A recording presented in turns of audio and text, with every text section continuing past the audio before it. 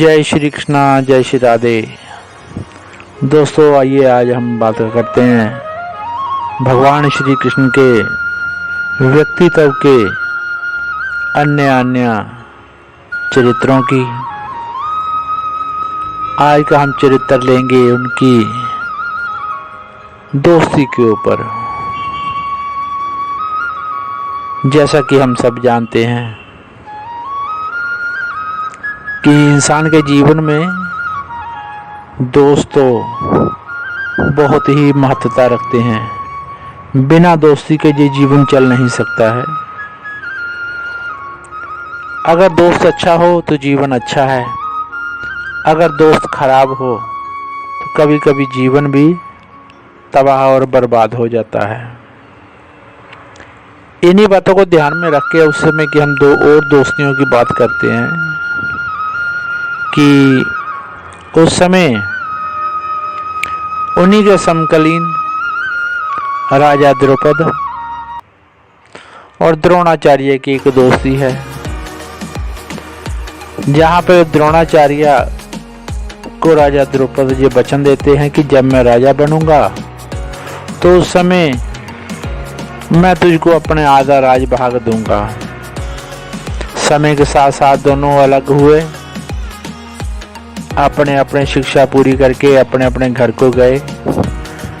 राजा द्रौपद जो कि उस समय बाल अवस्था में थे, जवान हुए, उन्होंने अपना राजकाज संभाला और द्रोणाचार्य भी अपनी जिंदगी में व्यस्त हो गए।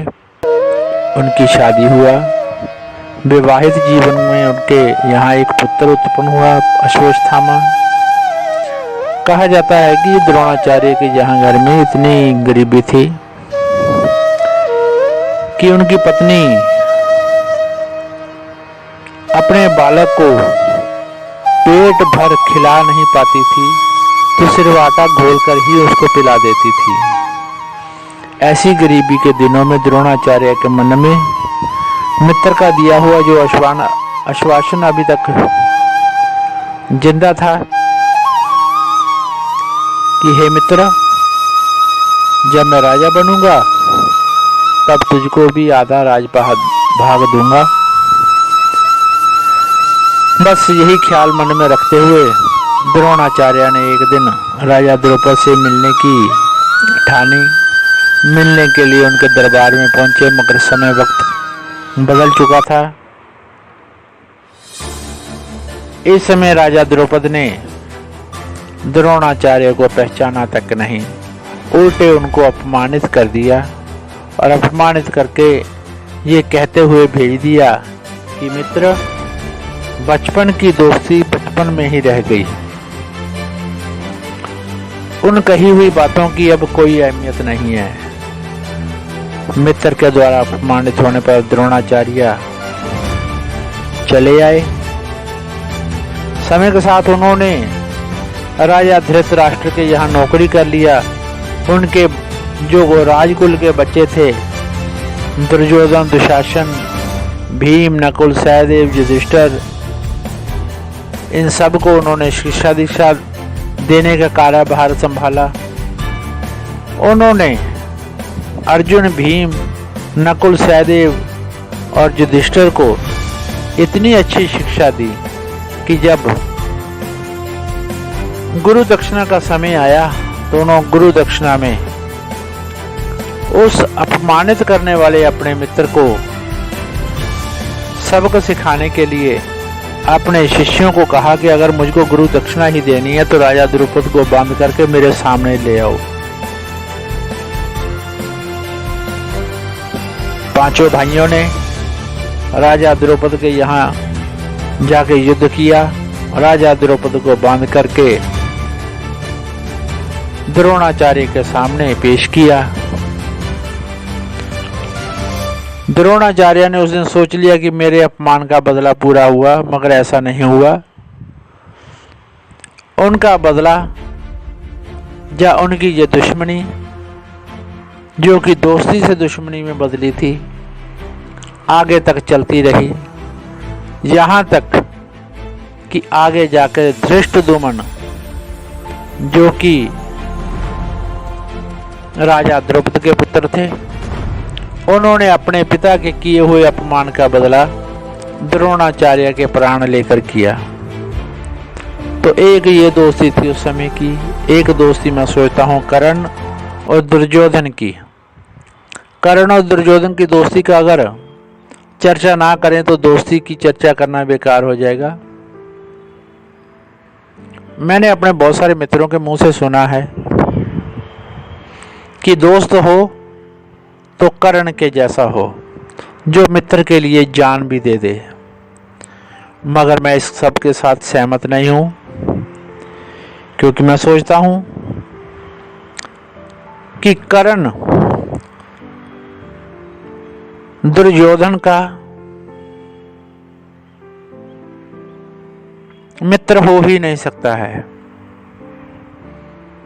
क्योंकि अगर कोई मित्र गलत रास्ते पर जाए, कोई गलत कार्य करे और उसका मित्र उसको अगर नहीं रोकता है तो वो उसका मित्र नहीं, उसका शत्रु है। कर्ण भले ही दुर्योधन के उपकारों के नीचे दबे हुए थे, मगर उन्होंने अपने मित्र को गलत रास्ते पर जाने से कभी नहीं रोका,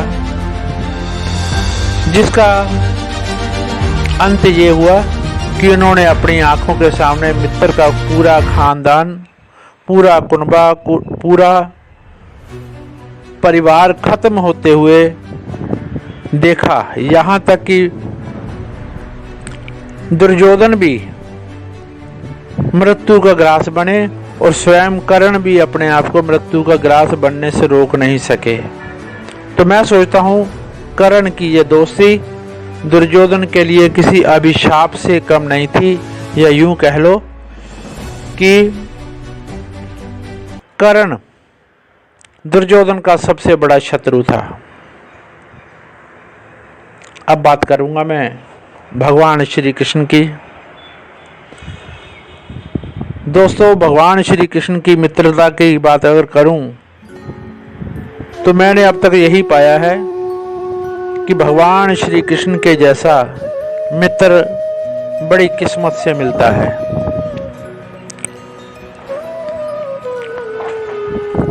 उनके यहाँ भी बचपन में जो दोस्ती एक बार शुरू हुई, उन्होंने मित्र को कोई वचन नहीं दिया, मगर वचन से भी बढ़कर के अपने मित्र के लिए वो किया जिसके लिए आज तक हम कृष्ण और सुदामा की कहानियां सुनाते हैं।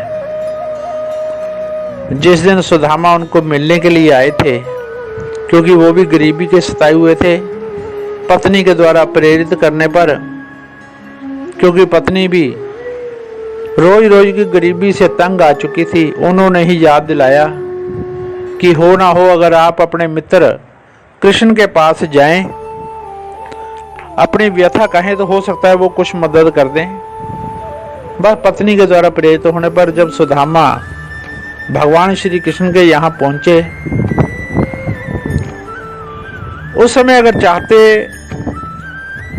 और अगर आज के जमाने का कोई मित्र होता तो मैं समझता हूं कि मुकर गया होता कि छोड़ो, कौन सा फटीचर आ गया यहाँ पे, इसको भगाओ।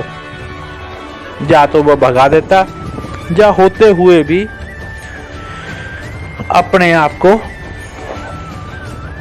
ना होने की बात कह देता कि जाओ कह दो यहाँ पे नहीं है, कहीं गए हुए हैं। ये व्यवहार हम आज अपने मित्रों के बीच में, अपने समाज के बीच में देखते हैं कि दोस्तियां सिर्फ नाम की रह गई हैं। किसी मित्र को मित्र से कोई दर्द नहीं रहा है और मित्र को गलत रास्ते पर लेके जाने वाले बहुत हैं। गलत रास्ते पर चलते हुए मित्र का साथ देने वाले बहुत हैं, मगर कृष्ण के जैसा मित्र सुदामा को कभी कभी ही मिलता है। सुदामा के आने की बात सुन के भगवान श्री कृष्ण दौड़ते हैं अपने मित्र को लिवा लाने के लिए, और दौड़ते समय उनके पैरों में खड़ाऊ तक नहीं होती है, जूता तक नहीं होता है, नंगे पांव से भागते हैं, जाके मित्र को लेके आते हैं। ला के उसके पैर अपने हाथों से धोते हैं। रानियों को या सेवकाओं को अपने मित्र की सेवा करने के लिए नहीं कहते हैं, बल्कि अपने मित्र की खुद सेवा करते हैं, उसका हाल चाल पूछते हैं, उसके साथ बैठ के भोजन करते हैं, अपने मित्र को भोजन करवाते हैं। मित्र के लाए हुए जो सत्तू थे भेंट स्वरूप, जो सुदामा के लाए हुए सत्तुओं को उसकी पोटली भगवान अपने हाथ से छीन लेते हैं। छीन करके उसमें से सत्तू निकालते अपने मुंह में डालते हैं, और जैसे ही डालते हैं मानो एक लोग की संपदा उसके नाम पे, दूसरी मुट्ठी मुंह में डाली तो दूसरे लोग की संपदा उसके नाम पर। सब देवताओं को भी फिक्र हो गया कि अगर भगवान ने इसी प्रकार से उसके ऊपर दया दृष्टि रखी तो संसार भर में मानो एक ही अमीर आदमी हो जाएगा, उसका नाम सुदामा होगा। देवताओं ने रुक्मिणी जी को प्रेरित किया। रुक्मिणी जी ने जाकर प्रभु का हाथ पकड़ा कि हे प्रभु, 3 मुट्ठी आप चावल खा चुके, 3 लोग की संपदा उसके नाम पर कर दिया, अब क्या आप मुझको भी दे दोगे? ऐसी दोस्ती है प्रभु की। मगर दोस्त को पता नहीं चलने दे रहे हैं कि क्या कृपा कर दिया। कुछ दिन सुदामा वहां पे रहे। रहने के बाद वहां से विदा लिया। चलते समय बड़े प्रेम भाव से सबको मिले। प्रभु ने बड़े प्रेम भाव से उनको विदा किया। चलते हुए सुदामा रास्ते में चल रहे हैं और सोच रहे हैं कि कृष्ण बड़े भाव से मिले, बड़े प्रेम भाव से मिला, मगर जिस समस्या को लेकर मैं आया था वो समस्या तो वहीं का वहीं रह गया। अपनी गरीबी की कथा तो मैं उनको बता ही नहीं पाया, क्योंकि मन में संकोच ही इतना था। मगर जब वो अपने नगर में पहुंचे, जिस जगह उनकी झुग्गी थी, जिस जगह उनके रहने की जगह थी, वहां पर उनकी झुग्गी ना पाई। उन्होंने अपनी झुग्गी को नहीं देखा तो बड़े बेचैन हुए कि मेरा परिवार कहाँ चला गया। अभी इतना सोच ही रहे थे कि घर के अंदर से उस जगह, झुग्गी की जगह जो कि महल बन चुका था, वहां पे अंदर से उसके परिवार से उनकी पत्नी बाहर आती है, उनको आगे बताती है कि इस प्रकार जगदीश्वर प्रभु ने विश्वकर्मा जी को भेज के हमारे लिए ये महल तैयार करवाया है, और ये इतनी संपदा हमारे पास है। यहाँ पर कथा सुनाने का औचित्य बस इतना ही है कि हम ये बता सकें कि दोस्ती वो नहीं होती जो एहसान बताकर किया जाए, या जो काम करने के बाद एहसान जता दिया जाए। दोस्ती वो नहीं होती है। और दोस्ती वो भी नहीं है जो आजकल के ज़माने में हम दोस्ती देते हैं। हमारे समाज में एक बहुत बड़ी खराबी आ चुकी है, वो आज के गीतों से और आजकल की जो क्या कहेंगे इसको कि 3rd ग्रेड फिल्में कह लो या संस्कृति से विहीन फिल्में कह लो, इनका असर है। गन कल्चर के गाने देख देख करके, फिल्मों को देख देख करके बच्चों के मन में कैसी दोस्ती उभर आई है। आपने देखा होगा कि गली गली का बच्चा अपने आप को किसी गुंडे से कम नहीं समझता है, अपने आप को किसी दादा से कम नहीं समझता है। वो सोचता कि अगर उसके साथ 4 दोस्त हैं तो वो कुछ भी कर सकता है। हमारा मतलब यहाँ पर किसी को भला बुरा कहने से नहीं है, मगर ये जरूर कहेंगे कि ऐसे गाने समाज में विकृति फैला रहे हैं, और ये जो दोस्तियाँ उनको देखकर पनप रही हैं, ये सिर्फ बर्बादी की तरफ लेके जाती हैं। सच्ची दोस्ती तो वही है जो दोस्त को सन्मार्ग पर लेके जाए, दोस्त के दुख दर्द को समझे,